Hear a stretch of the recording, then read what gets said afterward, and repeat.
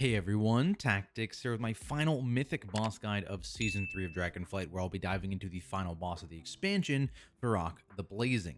I'll be going over each phase here, kind of discussing the differences. Moving into Mythic difficulty, I'll show you some weak auras that we used that made the fight easier for us, and I'll walk you through both our Method Raid Tools note and the raid plan that we use to hopefully help you and your guild slay this dragon and get your cutting edge achievement. Before diving into all of that, I do want to remind you that I won't be explaining the heroic or normal mechanics. This video is already going to be pretty long on its own, so I don't want to cover that. And I also won't be covering healing cooldowns. However, you can go and check out the questionably epic page and input our logs or logs of another guild that had the same healing comp as you to get all of those healing cooldowns immediately available to you. Really great tool. If you're not sure how it works, it's explained at the beginning of my Mythic Tendril guide video, so go check that out. I'm not going to re-explain it here. Otherwise, let's get started, because like I said, this one's going to be long. Hopefully I can keep it shorter than that Tendril video. To start, weak auras. So there are two main packs that people used. I'm going to go ahead and recommend the liquid pack to most people getting this boss now. I believe we actually also did use the liquid pack for this, even though we used the Northern Sky pack for previous bosses. Both are going to give you, relatively the same kind of output. The key here, though, make sure everyone is using the same one. It can mess stuff up, and I'll go into that in the intermission specifically. But in general, pick one of the weak aura packs. I recommend the liquid one. The Northern Sky one also works. I'll link them both in the description below. There's a ton of useful weak auras in there, and I will kind of explain them as we go. Now, Bloodlust. So initially on progression, like your very early pulls, I think it's not a bad idea to lust on pull to help you see that intermission, to start beginning to troubleshoot your weak auras, which we'll talk about when we get there. But you're going to see kind of Bloodlust is going to move throughout this fight until you finally end up lusting in P3 when you're starting to get there more consistently and are wanting to kill the boss then. And I'll kind of mention when you're going to be moving or where you're going to be moving lust to throughout your progression on this boss. But initially, for your first few pulls, while you're getting more consistent in P1, it's perfectly fine to be lusting on pull here. Now, in terms of mythic mechanics, you're going to see one very early, and that is the Dark Flame Shades. Basically, these are images of FYRAKK that spawn throughout the area. You can see them pop up here. 3 at a time are going to pop up. Now, the funny thing is the positions of these shades are actually, they have static positions throughout the room, but basically every time the frontal is cast, the tank frontal, 3 of them randomly will appear and also cast the tank frontal.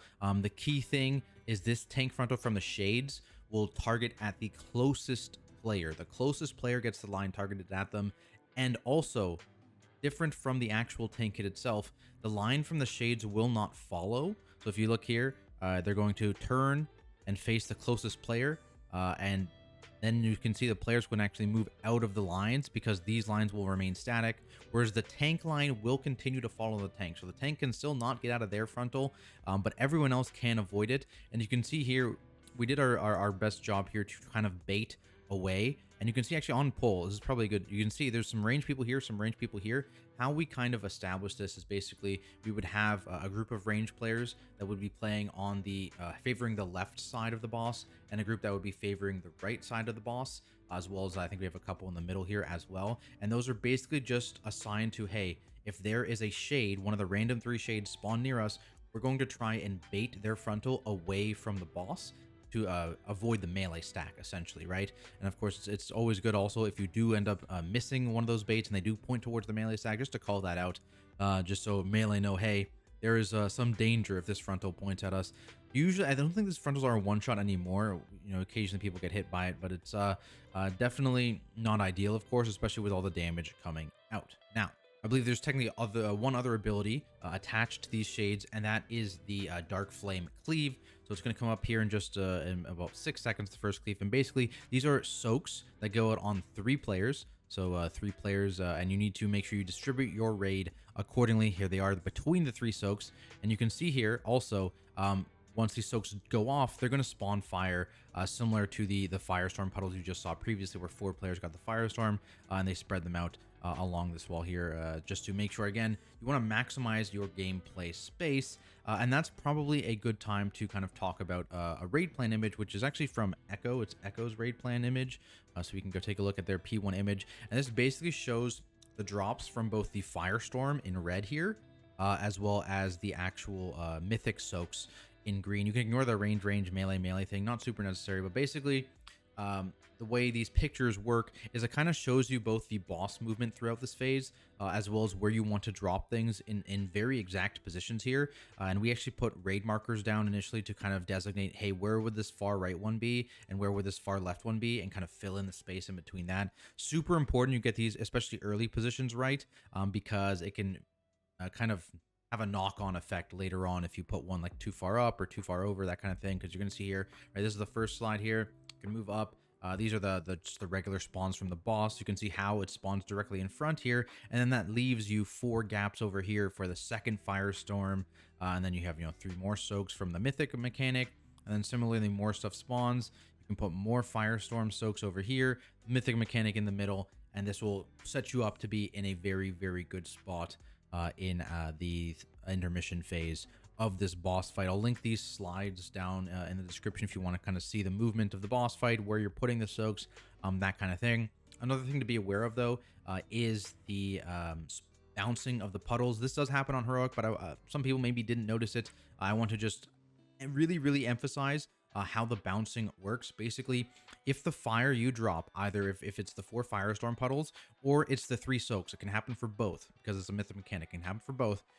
If you don't actually have it cover enough space, so if you are too overlapped either with the fire behind you or the person next to you, and it considers that to be not enough space, the fire will bounce and it will spawn an additional puddle, and this will usually end up being very, very bad for you. Sometimes you get lucky and it bounces into a spot it's supposed to be in, but very, very often you do not get lucky, and this pushes your firewall, like this firewall gets pushed forward.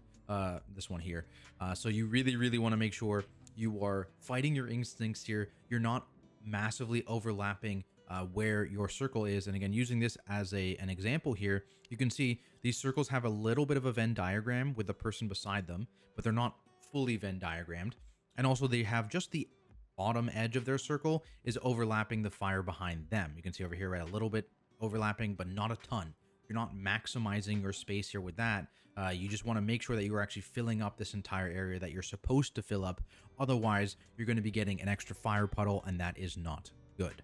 Now, in terms of assignments for these soaks, I can show you again. We put it in our note just so people knew, but basically 6 players are assigned to each soak here, 6, 6, and 6. And again, you had to take into account here for someone in the left soak, you might want to make sure, hey, the range that are going to be baiting on the left side here, you can see our one of our dragons and our mage, they need to be in the left soak, right? So people baiting on the right side, they should be in the right soak. Something to keep in mind there when you're making these groups. I think predominantly we have melee in the middle soak here. Of course, with 6 players across 3 groups, it's only 18. We've left the tanks out of these groups specifically because the tanks can kind of stand in these Venn diagrams. So you can see me here. I'm in the Venn diagram between the left and the middle soak. And the other tank is in the Venn diagram between the right and the middle soak here. So the tanks are going to be taking a bit more damage because you're going to be eating 2 soaks. So be aware of that damage intake. But otherwise, this can really help. So if you have a variable number of players, for example, like what happens if the people selected as the soakers are all from the right group, for example, right? So that can be problematic. So that's why we have the tanks kind of covering for multiple groups at the same time, by ensuring that they are actually in multiple soaks. In that example I just mentioned too, people from the right group, it's good if you're a less mobile class to try and call out. So for example, like our warlock, who was in the right group, if he got this and he was positioned to be in the right group and there was another one there, he would call, hey, I'm going middle, and that would potentially signal for whoever else was potentially over here, if they got stuck, like if there's a high mobility class over here, hey, I'll go far, right? So calling out your position, especially if you can't make it all the way across to this area, if you're a lower mobility class, can be very useful, so you don't have these soaks fully stacked up, because that would be quite bad. Now, to quickly talk about tank debuff stuff here. So you can see here, I taunted after the first tank buff. My co-tank took the first one. I took the second and third here, and that is because my co-tank is going to be doing the Dream Ren. So basically how this phase works is that whoever is going to be doing the Dream Rens is going to want to have only one stack, whereas the other tank is going to take 2 stacks at a time. You can see here, basically, the movement follows that raid plan. We come across after the first firestorms, put the Mythic Soaks here. I pull the boss just a bit up away to give us some space to fight the boss. You're going to get a new layer of fire here shortly from this wildfire. Again, all these clones still coming out. Move out of it, and then you're getting a Dream Ren. And so we're going to pull the Dream Ren a little bit into the fire here. Again, that's when the tank swaps, so he'll be taking less damage. He only has 1 stack, and it's about to expire, so it's a bit easier for him to stand in this fire and take that damage. And this gives us some excessive space to make sure that we can avoid both the pull-in from the Dream Ren as well as the bolts that are going to be thrown out at us. And now in terms of the actual getting out, of course, you see the speed coming down here. Very, very important to make sure you have speeds assigned throughout both Dream Rens. I believe we have a time spiral coming up as well for this here.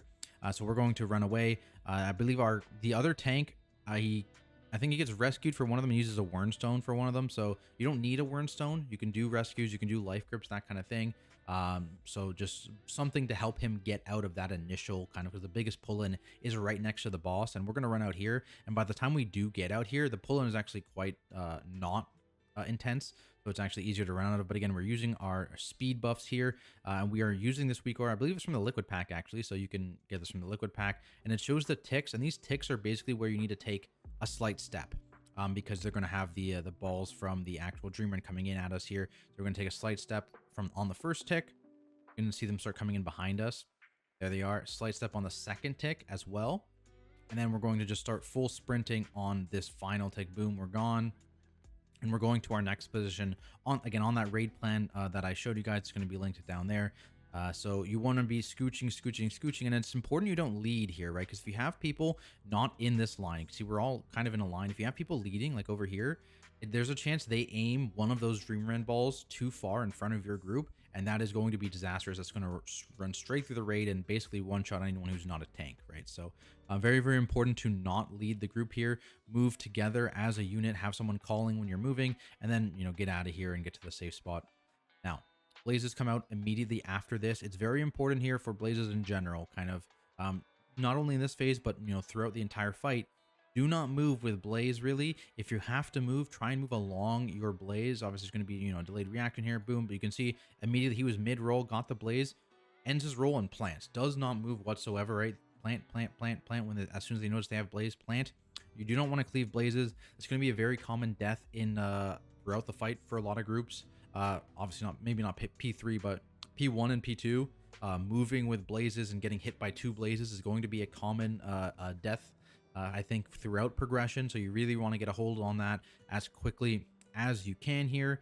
Tank frontal's coming out. This is going to be the 4th tank frontal of the fight. So this is the other tanks getting his first stack, and this is where I'm going to taunt back again, because again, we basically alternate here. Whoever the Dream Ren tank is, they get 1 stack in this phase. They also start the boss in this phase. The other tank gets 2 stacks, and you just rotate through like that. And again, this is now just going to follow that raid plan that I showed. So we're going to drop our 4 firestorms in this nice gap that's been created based on how we dropped our initial firestorm. So see, there's a nice space here, and you can see they're not totally overlapping, right? They're leaving some space so that their fire takes up enough room, right? Obviously, we could have saved more space by having all these guys hug into the fire and hug into each other, but that would cause the fire to bounce. You only want a slight overlap on all your sides. Moving along here, the ideal positioning here for the 3 Mythic Soaks coming up is direct center and then up towards the right area of the platform here. Again, be careful. You can see here, I try and do my best to bait this one away from the raid and then move out of it. Just to make sure it's not going directly through the melee there. Something tanks can do. Again, mage super mobile spec, right? So he knows, hey, I'm going far. Instantly blinks to get there. Doesn't wait to see where everyone else is going. Immediately sees, hey, 3 people are here. I'm going to be the most mobile. Instantly blinks over to the far one.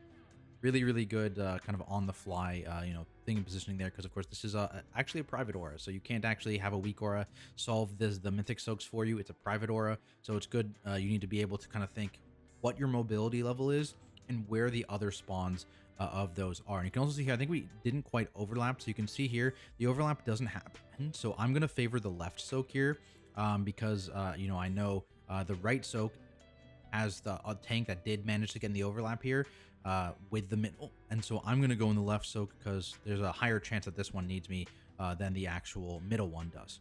We move out of the fire here, just give us a little bit of space because another fire line is going to come. We throw a barrier down, and basically it's like anyone who can get in the barrier without blaze or move into the barrier after their blaze has expired, this will help them because of course you've got the blaze going out here, you've got the beams, the tank frontals going out here, which of course we get some good baits. Look at all these baits up here away from the group, all three of them away from the group. Very, very good job from our team to bait these away from us here because it's one of the spookier overlaps, and that's why we throw the barrier down. Again, you got the blazes, you've got the tank beams, and you also am going to have the direct hit from the wildfire right after this as well. So big raid hit, and that's where we have our revival from our Mistweaver. Of course, you don't need it for the intermission anymore, so we actually use it there in P1 as a note to get rid of dispels and make sure people are topped for that big hit on the raid there after that scary moment.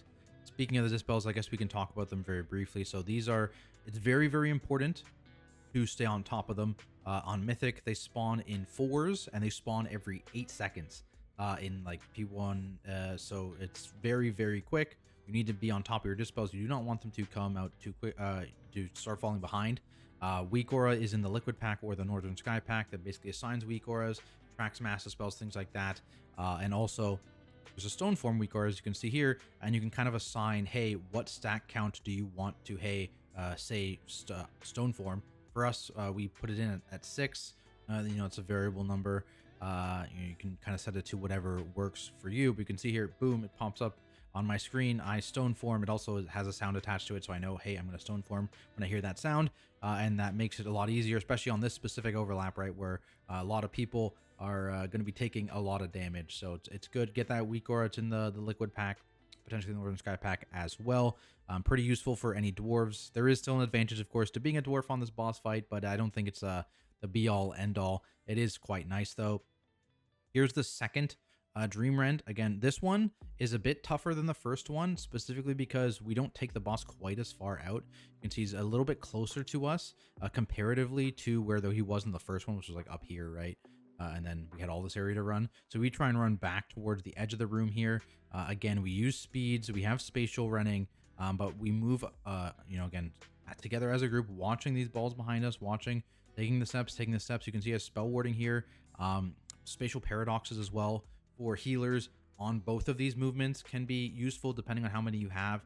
For this one, I spell ward our Disc Priest during this actual run here, so he can actually just be planted. You can see on the mini map here, there's just a lone priest out there. He's spell warded. He's not worried about these balls at all, so he can just let them walk through him, kind of deal.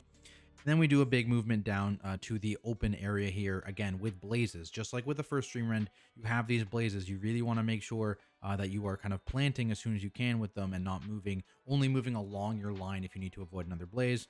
There, I'm taunting back after my Kotan gets his first stack. And there are basically 2 push timings here. There are 2 push timings on this boss fight. There's a, I guess, fast push timing and a slow push timing, and these are going to get adjusted, honestly, depending on if this boss gets any more nerfs, which I'm sure are going to happen shortly after Hall of Fame closes in the coming weeks. But basically, you want to push the boss under his 70% health threshold during a cast to essentially allow you to milk more boss health, because basically this first phase always ends at 70%, so any damage you can do past 70% in this phase is damage that is going to help you kill this boss. So that's why you see, you know, we're pushing here at 70%. So we're watching here, we're waiting. We want this cast to start. So we push during this firestorm because you can see how long this cast is and how much below 70 is, because then he's going to do this firestorm and then cast Incarnate. So you can see we get him below 69% actually here because we were able to push him during the firestorm. If you don't have the damage to push him during this firestorm, you would want to make sure you wait and push him during this frontal cast, which is in 8 seconds. So there's 2 push points that most teams are using. We use this first one, but if your DPS is a little bit lower, you can just use it on this the second frontal one here. Potions. Let's talk potions quickly here. Basically, kind of with a similar logic of damage below 70% is the one that matters. This milk timing is better. It's certainly better. So we have some players on our raid pot on pull to ensure that we got this earlier firestorm timing. or Firestorm push timing, because this is a longer cast than the frontal cast. It lets you milk the boss a bit more than you otherwise would be able to. For anyone that deals big damage in intermission, we actually have them pot as we're choosing to push. So as this Firestorm cast starts, they would pot now. And so they would get damage in onto this burn here. They would lose, you know, maybe 10 seconds of the potion a little bit while they're waiting for the intermission to start, but then they would get the remainder of their potion with their starting of their damage in the intermission. So it gives them both some extra boss damage and helps us push through the intermission a bit faster. So that's for classes that had intermission damage. For ones that didn't, we were just potting on pull to push the boss at this specific timing. In general, the benefit of both those potion timings means that you will have your potion back up for the Bloodlust and P3 for when you are doing a kill pull. So that's why this is kind of like the latest you want to be Bloodlust or popping your potions during this Firestorm cast or during your whatever your milk is, because then it will be back for that Bloodlust. Otherwise, depending on timing, right? If you do it too much later, I think you can't pot in like P2, for example. If you pot in P2, then you're going to have to pot after the Bloodlust. So just something to keep in mind. Otherwise, that's kind of the first phase. Pretty long one here. One thing note actually about this Firestorms at the end here, if you have misplaced Firestorms or if you've been pushed up, the biggest thing is not to put fire on the roots, right? That's a wipe. But if you have like a fire puddle like here, for example, this may not be cleared going into the intermission. So you're going to see as we go into the intermission, we have a lock gate set up to help mitigate the knockback. We do a massive spell right at the end of the phase as well to clear all our debuffs. As soon as you see the dragon's foot, this is when you can gate. Also, like the hunter's mark can be a good example, but this is when you would be able to lock gate, and you're going to see all this fire gets cleared, right? Because it's all directly under the boss. This one, if there was a fire puddle right here, it would also be cleared. Where you need to be careful is fire puddles like around here and around here, because there's a chance that those don't get cleared. And if they don't get cleared, you're going to see the orbs coming in the intermission that you need to soak actually spawn from these fire puddles. So if you have a bad fire puddle, you're going to have a bad soak, like positioning wise, which is not ideal. So we're going to be gating here, and here we go. So let's talk about it. Let's talk about the intermission here. The main difference on Mythic is there's two types of orbs that spawn, and at least as I'm recording this video, you can only soak the orb of which you get a randomly assigned private or a debuff. So I got the red one here, so I can soak only red orbs really without an immunity and without dying. So I need to make sure I'm soaking red orbs. To kind of feed into that, there's going to be a macro weak aura very similar to the one I discussed on Smolderon. And basically how it works is if you get the red debuff, all 10 players that get the red debuff need to press their weak aura, and you can see, or press for macro, sorry. And there's, again, it's in the Liquid weak aura pack or Northern Sky weak aura pack. It'll say what the macro needs to be. We also put things in it like the extra action button press, saying press button, pings, that kind of thing for later use. I'll mention those later, but basically it allows us to only have a single keybind that will both work as a macro press for the various points in this fight for the mechanics for private auras, and also work to like drop your seed or in phase 3, that kind of thing. I'll show you that when we get into P3 though. Otherwise though, so basically the 10 players press that are assigned to fire debuff need to press their macro. Now on top of that, if anyone additionally presses their macro that is not a red player, it will mess this up. If one of the red players just doesn't press it in time, you only have, you know, so long to press the macro. If they press it a little slow, it's going to mess it up. If someone has a different weak aura, and this is why it's very important to have the same weak aura, right? So we had, you know, issues where we actually use the Northern Sky weak aura pack all the way up until this boss, and then we use the liquid one. If some people had the Northern Sky pack on, it could mess with this because they have a separate weak aura that feeds into this, right? So make sure you all are using the same type of weak aura, the liquid or the Northern Sky one. Make sure the other one is entirely disabled. If you have it, make sure you have the same version of the weak aura. Don't update it unless you absolutely have to over the course of progression. Get the same weak aura. Make sure everyone has the same version. Do not update it. Keep the same version. Another weird issue we had when using the liquid weak aura pack, for people that used the liquid weak auras back in Aberrus, the Aberrus liquid weak aura was somehow interfering with the Amirdrassil one. So once that one was deleted or disabled entirely, then their Amirdrassil one worked. I don't know why that was, but something to keep in mind if you are troubleshooting, because this is basically the weak aura phase. The phase itself is not super difficult. It's just getting here with everyone alive to troubleshoot the weak aura for every single person is annoying. It's very, very annoying, but I mean, that's kind of how the phase currently works. Hoping this gets changed drastically to cut this out once the Hall of Fame is closed. You know, maybe you get the debuff of the orb you soak first. Please, I beg, get rid of all this weak aura stuff. But you know, this is how it currently functions. Now you press your weak aura, this map will pop up and it will kind of tell you where to go. You can see mine already says 1, and that is because you can do some static assignments. So here's our MRT weak aura. Here's the intermission one right here. You can see here it has static positions, and basically how these positions work is if you're behind the boss looking at the tree, 1 is the furthest left and 9 is the furthest right. Exactly like this picture. So you can assign people to be in static positions, but they're still going to need to adjust depending on if they get fire or shadow as their debuff. So something to keep in mind there. But you know, this is how it works. So I 1's over here, 9's over here. I'm always assigned to 1. The other tank's always assigned to 9. So we're going to spread out here. I already know I'm going to be spreading out here. If you don't know, you can see here, right? Everyone else is kind of clustered in the middle. But again, you have some people that kind of know I'm going to be on the left side. I just don't know where. Some people know I'm going to be on the right side. I just don't know where. So something to keep in mind there.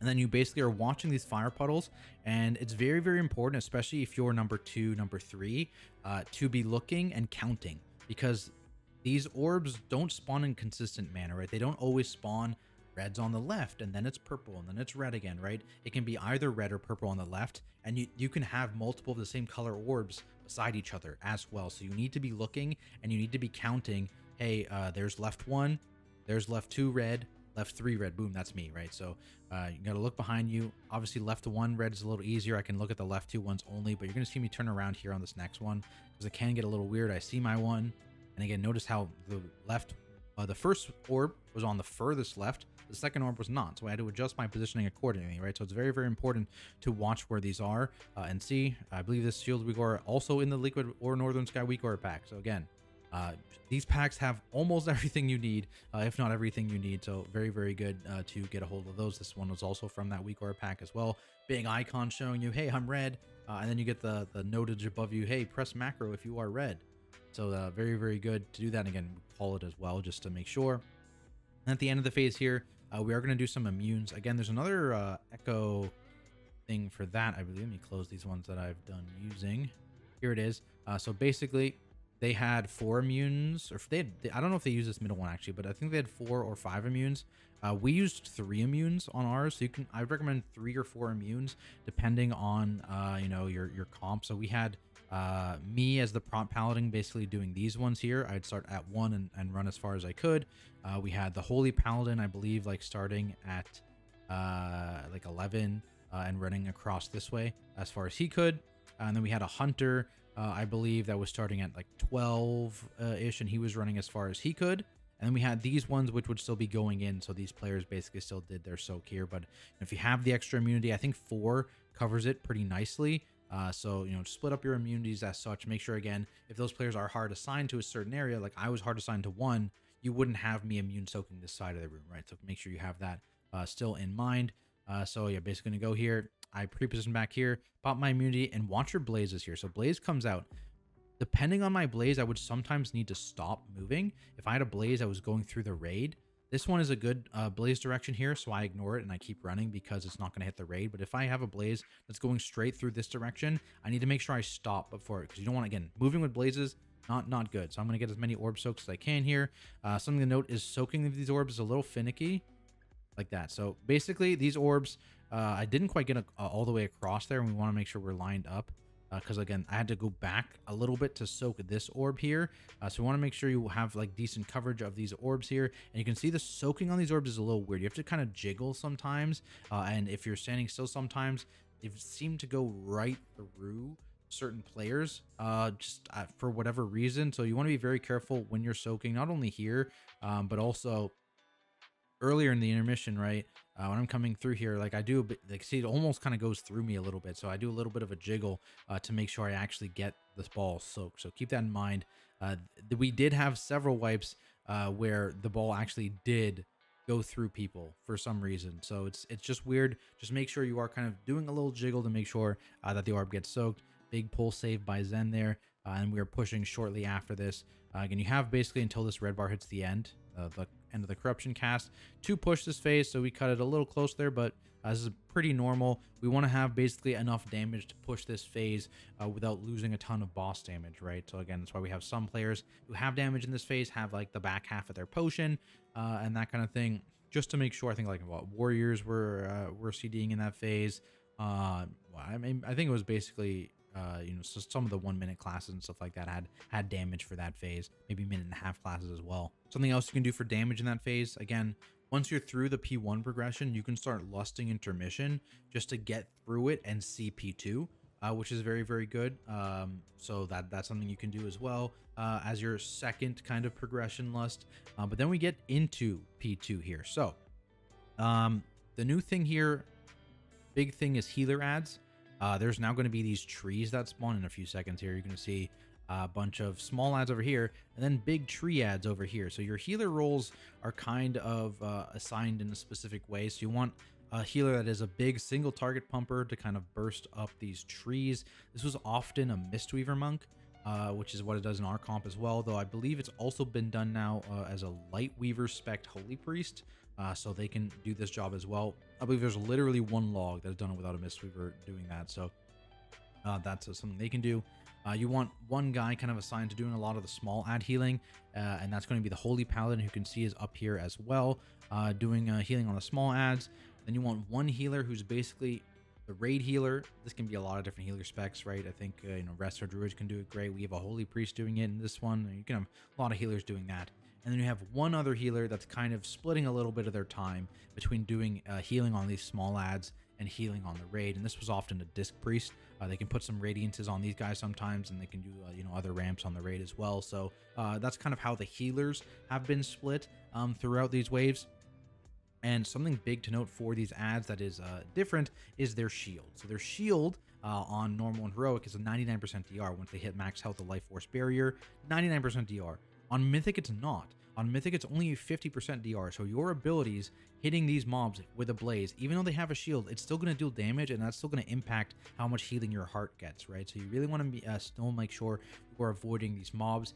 Boss positioning here is such that, you know, the only person who's in danger of blazing these mobs potentially are the Mistweaver and the Holy Paladin, who are up here healing the ads, and so they just would be in charge of, hey, if I get a bad blaze here, I need to move with the blaze. And those are like the only people really going to be moving with the blaze here, because otherwise everyone else is out of range. Like, that's a bad blaze there, but we're so far away that it's not even going to hit the ancient. So that's why we're back there for the first set of blazes, and then we move up past these ads for the second set of blazes shortly here, because again, they're going to walk past us and we're going to be out of range, not needing to worry about them. We are going to get new spirits up here though, and that is important because of we need to be favoring the side that's going to have the fewest blaze issues. And you can actually tell that in advance for this first wave. If you go back a little bit, the side that has the spirits, the group of spirits, is going to be your safe side for the second blazes. So you can see they're on this side here on the right. So we're going to be favoring this side once we move up this way, because it's going to alternate. So the big tree spirit's going to spawn on this side and the little guys are going to spawn on this side. And so it's easier to dodge the one big guy. And again, the only people moving this phase are the people with blazes that are going to be aimed directly at these ads. So we're going to move up here. Range are going to be focusing this side over here. You can see them moving already. And you're going to have a couple ones move actually behind us as well. The hunters in particular kind of step behind us a little bit because their blazes again. It's going to be just another spot to spread to, right? And so we're watching these. You can see the spirits spawn over here. Again, we're out of range of them because we've shifted to the other side. So none of these blazes are really problematic at all for the spirit spawns. But there's going to be a big guy here, which people need to watch. See, these blazes are moving to avoid the tree guy who's just off screen for me here. But that is where he is. So that's kind of why we favor the side with only a single mob versus the group of mobs, and we do call that out as we move up into the room here. And then we get to the second big adjustment of Mythic, and that are these Colossus ads, which you'll notice there are two different Colossus ads that now spawn, the Burning Colossus and the Dark Colossus. These guys are going to apply two different debuffs. to 4 players each. So there's the shadow cages, which go on 4 players, and then there's the burning eruption that goes on 4 players. And basically these are both private auras again, so you can't really tell what's going to be happening. And the whole thing is the shadow cage detonates and puts that player up into the air, and anyone in that circle also gets thrown up into the air, and you are permanently stunned until a burning eruption player explodes on you, and then you get broken out of that shadow cage. So basically how we handle this, because it's a private aura, is we have 2 markers here, which you can see blue and red right here on the edge, relatively close to each other, so we can throw an AMZ down between them. And that's going to be the stack points. You can see everyone is clustered around blue and red here. If you get a shadow cage, you need to get onto one of blue or red. The goal is to have 2 shadow cages on blue and 2 shadow cages on red. Sometimes we have situations where it's 3 in 1. That's dangerous, but still doable. And these players just kind of need to do it on the fly because, again, private aura. So the debuffs are going to go out just a second here. In 2 seconds, you're going to see the AMZ goes down. Boom, there's the debuff. So the purple orbs, these are the shadow cages. The red circles, those are the eruptions. So the shadow cages always detonate first. You see them running towards the marker here. You need to make sure anyone else is not on the marker. That's why you don't see players playing on the marker initially, because again, if you get hit by these orbs when they explode, you also get thrown into the air, which is not good because you're not going to be on the stack points. Because you can see here, the red circles are smaller than the purple circles, so you cannot hit people hit on the edge of the purple circle here as a red circle player. Something you need to keep in mind. Now, this is where macros come into play again, because we're going to use that same macro, the same macro we had in the intermission, and the players that actually get the fire debuff, they're going to press that macro, and basically the first 2 players that press the macro are going to get assigned to step onto blue to break the blue cages and step onto red to break the red cages. This is the first 2 players, right? So technically, you can have players assigned to not press this if you really don't want them to press this, and they will never have to deal with breaking a shadow cage. What we did is we had healers never press this. So because healers are going to be running around, they want to be doing other things, we had healers that got this shadow cage, or not the shadow cage, sorry, the flame eruption. If you got it, do not press your macro. One of the DPSers are going to do it. Now, it is important here not to go onto the marker too early, right? You don't want to go in at this point. See, they press the button. He has a breaking square, so he's assigned to break the square. Someone else is going to be assigned to break the X. And you can see based on positioning here, you know, if you're out of position here, like this guy's probably not going to be assigned to break, right? That's a healer actually, right? Yeah, this is our Mistweaver. He's not pressing his button, right? So you can rewind here, sorry. And you can see, right, they get onto their markers, but you do not want to break too early. And in the liquid weak aura, if you're the red person assigned to break, it will tell you when it's safe to step near the marker. But you can see you don't get too close to the marker initially. Now it's detonated, and now it's safe to break X and break square. So now they're going to walk on top of them. Boom, boom. And now it detonates, and now they're free, right? So that's kind of how it works. Don't go too early. It's going to cause problems because, again, the purple circle bigger than the red circle. So if you get sent up into the air, out of range of the stack you're supposed to break, can be problematic. You can try and call it on the fly there, but, you know, hit and miss with the success rate of getting a backup in, because again, the whole macro private aura thing, it can be, it's tough to, it's finicky, you know, but you know, this is how we've been handling this mechanic. I'm sure it's possible to kind of YOLO this mechanic and do it without the weak aura stuff. Obviously you do that for the first initial part with the stacks, but you know, the fire, it deals a lot of damage, so if you stack it up, it can be you know, problematic. But you know, that's the macro strategy for it. And again, that is the exact same macro that you would press in the intermission, so you don't need a separate keybind for that. And this is going to bring us to the first set of ads here. So you can see we kind of start hugging up against the gray line, and as soon as it's gone, we run through with the blazes, because again, we're going to get another ad set right behind us, and you don't want a bad blaze positioning here to hit the ads that have just spawned. So we run immediately into the ads here, and this is where we have like assigned CCs and stuff to get these ads in. A weak aura will put an arrow above the ad's head from the liquid pack. So where is it? Here it is. This is the ERT note for it. And so the ads kind of have like a positioning, and it'll show it in the, yeah, I think there's an image for the liquid weak aura and stuff, so you can see where they are. So this is like the first ad set, and this is, you know, ad 1, ad 2, blah, blah, blah. This is the second ad set, ad 1, ad 2, blah, blah, blah. And so you can assign certain players to do certain CCs. And then if they have the weak aura, it it'll show up above the mob's name, grip/stun or grip/kick. So very, very useful to show, hey, which ads you're supposed to be gripping or kicking or trapping. And basically we knock in or grip in all of the ads but one, which we keep trapped on the far side. And then we grip that one back in later. Of course, also mass grips are very, very good here. So we do all the knocks in. Obviously, NG belts. NG belts also pretty good here for dealing with getting knocks in if you're lacking knocks in your comp, and then we mass grip at the end. If you want your blood DK, if you have a blood DK for mass grips, to be able to mass grip both ad sets, they need to get Blessing of Autumn between using their mass grip here and using it in the next ad set. So sometime between literally right now and the next ad set, they need to get a full duration Blessing of Autumn. So something to keep in mind there, something that, you know, a lot of groups have done to make sure they get it. And that's kind of the ads here. And you're going to see we are grouped in this relatively center here.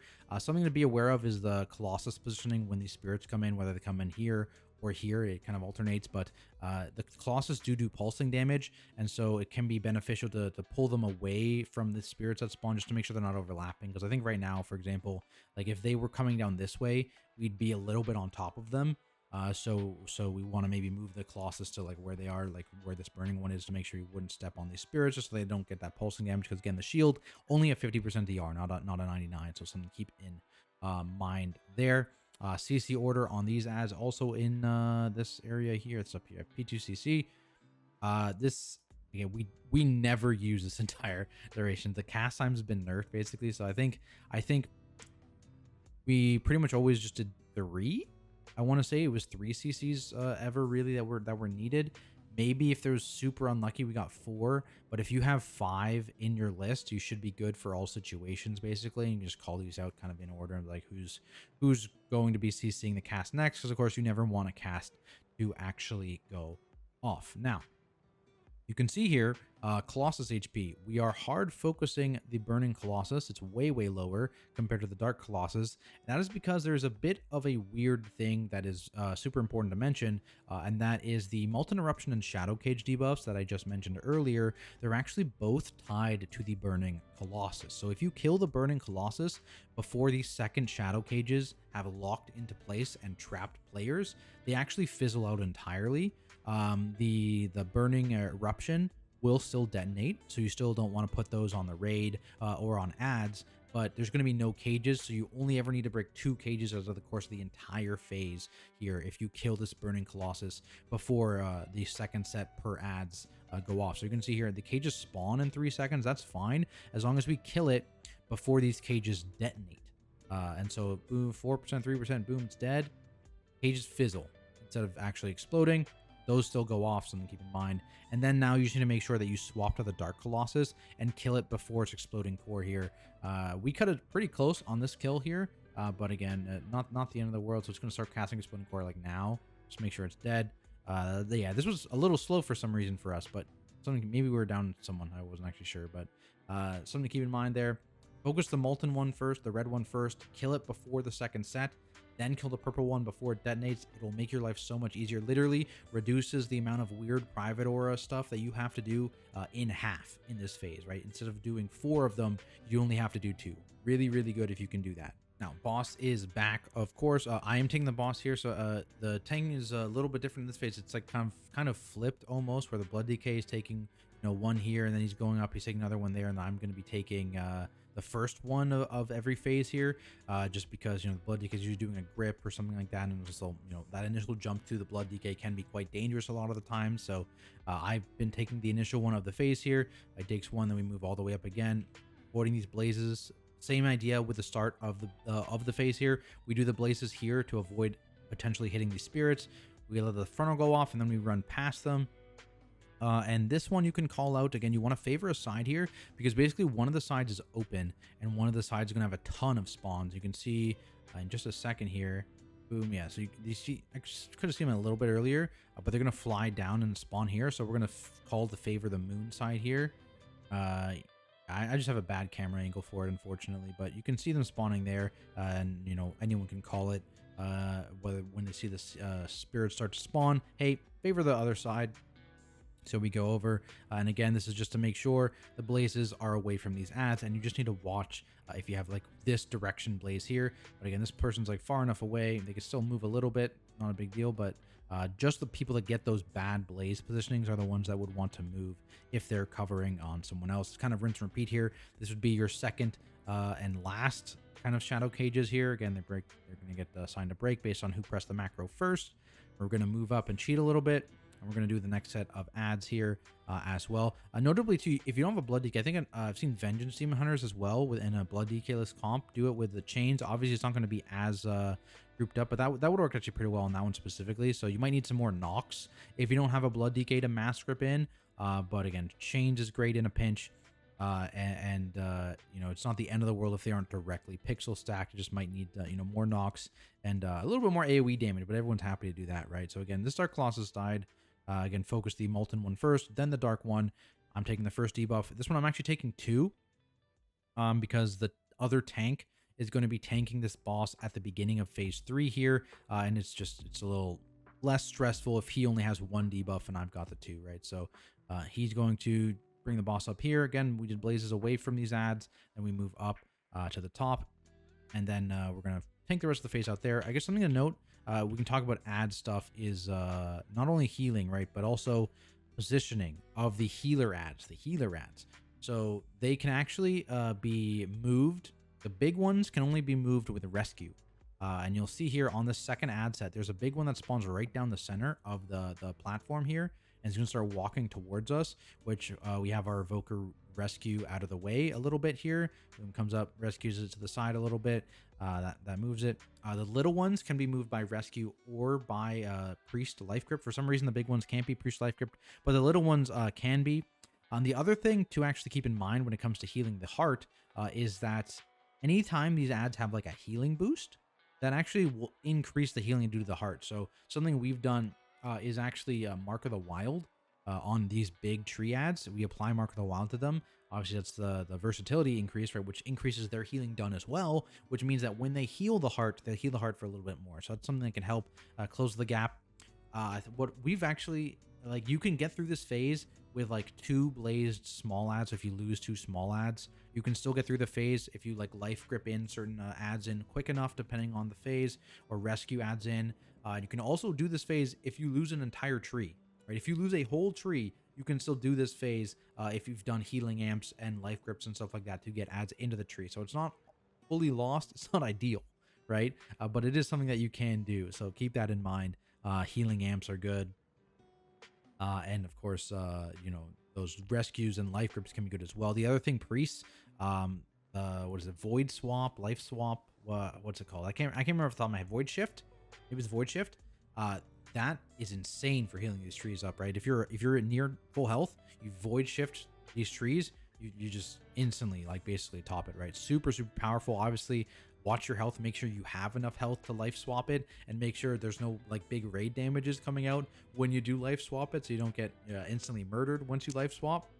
But very powerful, you know. And that's any priest accessible, right? So Holy Priestess Priest, or even Shadow Priest, if you have those, that can basically heal up a tree for you for free. So something to keep in mind there. But then we are moving here into P3, right? So we're just finishing the boss here, and this is where it gets a little spicy, right? You got all the seeds to deal with, and of course the big mythic mechanic here is that every time you do one of the good seeds, you drop one of the good seeds. Shortly after, you will get 2 flaming seeds that spawn, and these seeds put a stacking dot on the seed carrier, so you need to protect them just like the regular good seeds, but you're going to be taking damage the longer you are holding that bad seed. So I'm guessing this is probably one of the first things they changed to. Maybe out of the Hall of Fame they have that to only have 1 bad seed per good seed, but yeah, currently there are 2 bad seeds per good seed, and so you need to kind of organize who's going to be holding the good seeds, who's going to be holding those bad seeds when they spawn,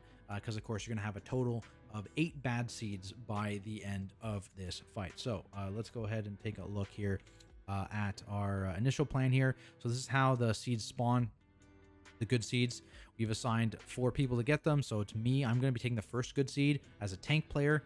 You've got a mage taking the second one, but generally just ranged, right?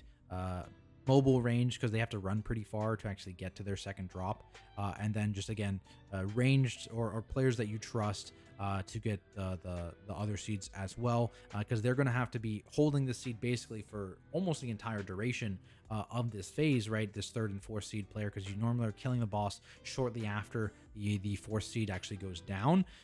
So something to keep in mind, these players, you want to be able to rely on them to keep their seed safe wherever they're going to be. So make sure that it's mobile. Range is useful because they can be out of range of a lot of the melee blazes that happen in this phase, so they don't need to worry about dodging. So that can be very, very useful here. In terms of drops, we basically go back and forth. So again, I'll link this raid plan, but basically we drop the first one here, and then we have positions of our various seed players here. The first drop is me. I just get rid of it because we're going to be picking up the first bad seed as well. Our second drop, again, going over here, shows the positioning of players. Generally the raid is playing away from people that are carrying seeds as best as we can. It shows where our firestorms are dropping as well. So we drop the first firestorm over here, then the raid kind of shifts positions. They play on the other side. They drop the second firestorm here. We drop the second orb or seed there. Third seed goes on the same side. Firestorm goes again on the same side back towards this way, and then we flop sides again where the raid goes to the other side. Firestorm 1 disappears by the time you get here, so Firestorm 4 can go on the same wall, and you can drop seed 4 there and just kind of pull the boss up a little bit away from it down this way to give people space. And you want to kill it before the goal usually is to kill it before the blaze that follows this 4th seed drop, because that is like the most deadly blaze of the fight. So you want to skip it. Basically, you don't want to do it whatsoever, and that means the hardest blade of the actual fight is the blaze before that, just before you actually drop this 4th seed. That's now going to be the hardest blaze, because you want to have the damage to actually skip anything post the seed 4 dropping down. You have some time after you drop seed 4, but anything after seed 4, the firestorms, the blazes, you want to make sure you have the damage to actually skip them. Now, in general, also this raid plan will show who's carrying our bad seeds and our good seeds here. So again, seed carriers playing out here. Bad seed pairing. So again, you want pairs for the bad seeds because it has that stacking dot, and so you want to be able to pass it off to another player so that they can start stacking up a dot, and you can let your dot fall off before you take it back. Now, in terms of groupings, the first bad seed, there's 2 at a time. The first bad seed goes to the tanks, as well as we put it on a group of melee. This is often the Demon Hunter group. A lot of groups did this with 2 Demon Hunters. We did it with 2 Demon Hunters. A lot of groups also put a 3rd player in this rotation. So they went like a Demon Hunter, and then like Enhanced Shaman or something like that. Just someone who would have defensives running again, so that these 3 melee DPS can basically have defensives running for, well, the first person's holding it. They pass it to the second person. They get to have defensives running during this area. They pass to the third person, and then they can pop their big defensives then. You can also just pass it back and forth between 2 melee players. And again, generally this was a lot of Demon Hunters in a lot of comps. Then once you get the second set of bad seeds, that was going out at ranged. Both of those bad seeds were going out at ranged. For us, we did a Warlock Mage combo. This could be Warlock Warlock, this could be Mage Mage, whatever your comp is. And then we also did an Evoker pairing as well. We had 2 evokers. This could be whoever, right? The range that you are comfortable with holding these seeds, and this is kind of generally the positions they're going to be playing in, right? Tanks are still back here with the Demon Hunters. Then you've got the Warlock Mage combo playing over here, our Hunters with the good seeds playing over here, and then the Evoker with the other bad seed playing over here. That's kind of the positioning we played with here. And then the final combo after we drop the 3rd seed there, well, I guess technically there's going to be another combo, but this one's the last pairing. The final pairing is just kind of whatever melee that you have that you're comfortable with, right? So we had rogues, warriors, but I mean anything here, if you have extra DHs, DKs, rets, right? They're good here. I think we have a feral holding one of them, right? Generally, I think most groups try to avoid Enhance and Feral, but whoever you really trust to carry these 3rd set of bad seeds, because again, they're probably going to have to pass it a single time at this point in the fight, because they're picking it up after this 3rd detonation, right? So again, players you trust, generally in melee though, and you can see here, we have one of them playing up here in this little cubby we've made between all the fires, again, kind of a little bit away from the raid to give them some space. And we have the other one playing over here, so it's a warrior and a rogue here, holding our 3rd set of bad seeds. And then the final set of bad seeds that happened after the fourth one, we just had our 2 hunters who were carrying the 3rd good seed and the 4th good seed. We had them just pick up these last bad seeds because, again, the boss should be dead very quickly after that. So you won't need to actually hold these final bad seeds for very long at all. So that's kind of the logic behind the partners that we used. But let's go into the actual phase here itself. So right off the top here, again, Raid's going to move up into this position. You're going to see the 2 hunters kind of play back here away from everyone else. I'm going to grab seed 1. I mean, all 3 of the range really are away from everyone, right? They're all over here, and this is on purpose, right? So basically, they're not going to need to worry too much about blazes from them. Something, of course, I think you see here, right? A seed carrier with a blaze. They're going to drop their seed and just move slightly, right? You don't want to move a lot.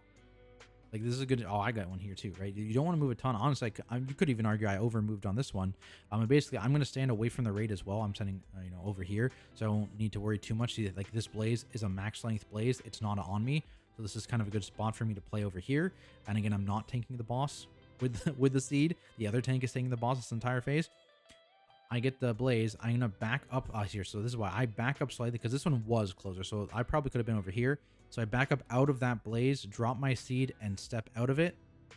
You have some time, and then I step back into it. So you don't want to over move with it. But again, the only people that really should be moving with blaze in this entire phase until near the end, I'll mention that. Basically, though, the entire phase, the only people moving with blaze are the people with seeds. If you do not have a seed here, you almost never want to actually move with your blaze line, especially early on. So we're going to drop our first one around this triangle marker. Again, I'm backing away from the blazes just so I don't need to worry about them. I'm going to start to move towards the triangle drop here, wait for these swirlies to go down and move the swirlies and drop my seed there. And then this is where we're going to tank swap. So basically, it's in sets of 4 for tanks here. One tank's going to take the first 4, and for us specifically, the other tank was holding the good seed. Then I'm going to tank the boss for the next 4, and he's going to take the bad seed, and we just kind of swap like that, 4 and 4, and we just swap who has the seed. I pull the boss out a little bit here, you can see, just to give us a little bit more space. And the tanks are going to play up here. The bad seeds are going to spawn, and so the other demon hunter are going to play near the tanks too, and that's going to be kind of what happens for the rest of the fight. We're going to be playing near the demon hunter pairing of the bad seeds. So the 2 bad seeds are over here together. The rest of the raid is like over here, and we have the good seeds kind of playing up here in this area, just again to give them space and play away from the group, so they don't need to worry too much about blazes, because you're going to see blazes come out here in a second. And you're going to see, right, the good seed here, no one else is really near them. All these blazes over here, but you can see the tank with the bad seed is playing a little bit back. The demon hunter's playing over here, and really they don't need to worry if a seed goes straight through them, and then they could just move, because again, the assumption is anyone over here does not move with blazes, right? It's stationary. And the tank here moves like this with blaze.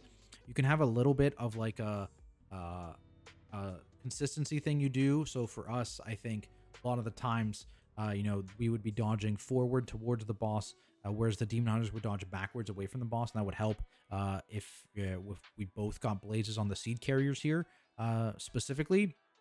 The other thing too is just generally being aware, because really the only people we need to pay attention to with our blazes, if you're also a seed carrier, because again otherwise you're standing still, is the demon hunter beside us, right? So we just want to make sure if we have a blaze, we're not moving onto the other demon hunter that has the seed as well. And same idea for, like, sometimes the ranged are playing close together with seeds. Same idea. You want to watch your other seed carrier near you and make sure that if you do get a blaze and have to drop your seed, you're not going to hit the other person's seed if they also have a blaze and have to drop their seed, right? So just the consistency there of watching where your seed carriers near you are playing and whether they also got a blaze and can't just avoid your line, right? Very, very important to note that. Generally, again, you want to be moving with blaze as little as humanly possible here. Always between phases, basically, there's going to be 2 blaze sets that are going to go out, and then shortly after the second blaze set, you can see the roar is going to be coming up. So these blazes go out, and this is when we are going to start looking to change our seed carrier. So again, he's going to drop the seed, taunt the boss, and I'll pick up the seed as we move towards this second roar, and that's kind of what we do here in terms of seed dropping. I think the demon hunters maybe do it a little later. You can see here, demon hunter still has the seed over here. He's going to get over here. I think they're going to drop it off after the fact, potentially. And again, lock gate to get out of the initial knock there, because again, there is a bit of a knock on the APOC roar, and so something we can talk about too, actually. So you don't need to actually stay in this. You can see you can just touch this, you get the shield, and you can just immediately leave before the hit because the shield will persist. So we also have the lockade here for 2 and 4, I believe, to help people get out quickly. Just something to keep in mind. This also, the APOC Roar dot chunks. It hurts. There's 4 seconds left here. This is going to be a big portion of change. You want to make sure you have enough healing to keep people alive during that dot. As soon as that dot is gone, though, that's a massive portion of the overall damage. So something to keep in mind there. Watch that APOC dot. Don't panic heal. You know, on like the last tick of it. See here, we're very, very top now that the dot is gone. And again, we return to similar positions as we just did because our third drop is also going to be over there as well. So again, tanks and demon hunters are on this side. Again, I'm making sure I got a decent line, so I don't care if my line shoots this way because I know the demon hunters are over here. So I just move out of my seed, pick it up again right after. And again, we have like ranged playing up here with their seeds. Actually, yeah, there's another range with a bad seed. Like I mentioned, the warlock mage combos over there. So again, they're playing with us. Again, the entire rest of the raid without seeds is playing over there. And we're moving in for the third good seed here. And a key thing for this third good seed actually is we are going to use ground effects on this one. So we have AMZ and barrier down for this one. So instead of pre-moving out of this one, we actually kind of sit in the barrier and AMZ here for a little bit for the initial hit at least, because it's really, really helpful just to help with that initial damage and reduction. So if you have a barrier for one of your sets, make sure you're doing that. But again, we did a bit of a switch as we're moving after the blazes. I drop it, I taunt the boss, he picks it up, and then we do it before the swirlies actually spawn here, and then we get over to the APOC Roar. That's the tank switch. So it's whatever you are comfortable with your partner. Figure out a consistent spot to switch. See, there's a switch. I think for someone there happened. I'm gonna get new seeds soon as well. So you know, whenever you guys are comfortable swapping your seed, which is usually I think after the APOC Roar, it's just the tanks that maybe do it before. But whenever you are comfortable to swap your seeds, figure it out with your partner, and that's when you're going to be swapping your seeds. Just find a time, you know, not near a swirly spawn or whatever that works for you, and then that just kind of is your consistent spot here.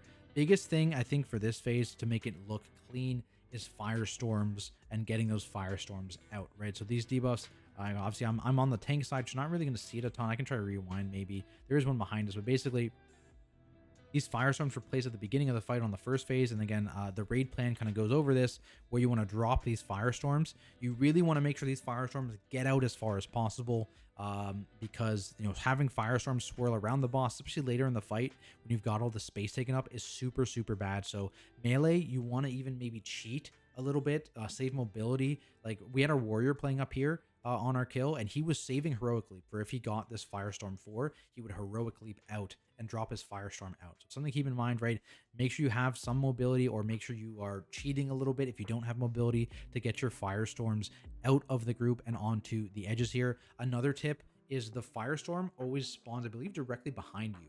So if you face the boss, then the firestorm is going to be behind you off the platform before it spins around. So assuming you have a little bit of speed, you can get back in immediately, and that kind of prevents the issue of you running into your firestorm as you try and come back in to the actual boss platform. So make sure you just face the boss, basically. Get to the edge, and then if you turn and face the boss, it'll make it a lot easier for getting back in through your firestorm there.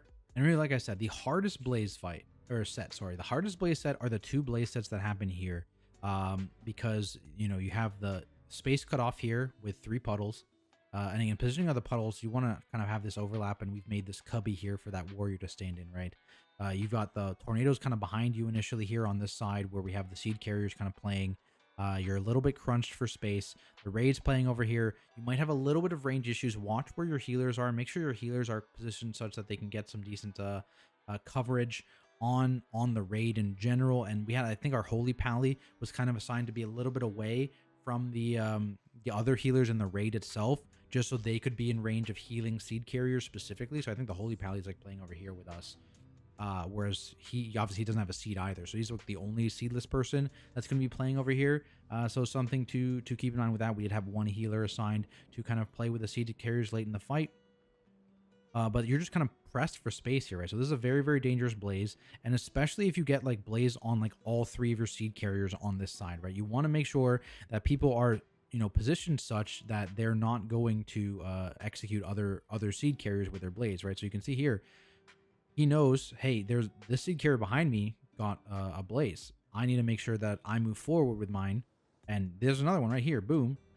He needs to make sure he moves backwards to avoid that seed carrier, right? So we kind of, the seed carriers here need to, we were honestly probably a little too close together on it. We could have been a bit more spread out with it, but the seed carriers specifically need to have an eye on the other seed carriers around them to make sure that they are not hitting their seeds if they also get a blaze.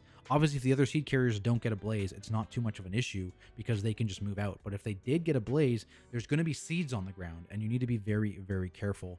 And otherwise, again, there's 2 blazes here, right?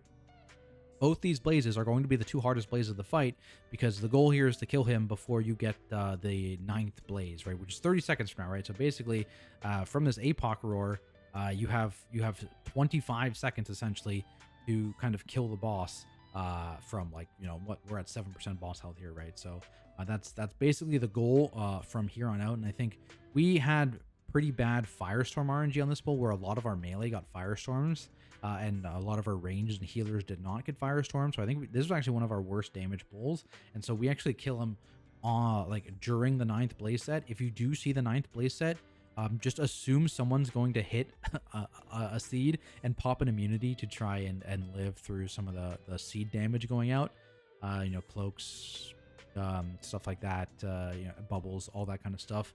If you have it, to try and live through that actual combo at the end, assuming, again, it's possible to dodge. Maybe everyone does dodge, but generally it's probably safe to assume if you get blaze 9, someone is going to blaze a seed. But again, you can try and give yourself some space. So here's the APOC Roar 4. They could just group up, and again, we have Warlock Gates, so we're going to Warlock Gate away and pull the boss just up a little bit to give us more space, obviously, because this is all going to fill with fire here. And so by giving us more space here, we have a little bit more area to play with the seeds. Obviously, we had one here, which shouldn't be here, I believe. We wanted this to be maybe a little bit more this way, but that's why I don't end up going this way, end up staying down here. And from here, I mean, it's basically just, again, burn the boss before the blazes start coming out, which now we're, you know, 10 seconds from, which thing we end up barely getting through, but it's okay. So yeah, basically from these blazes after this soak, this is where you are on red alert. And again, look at the raid positioning here.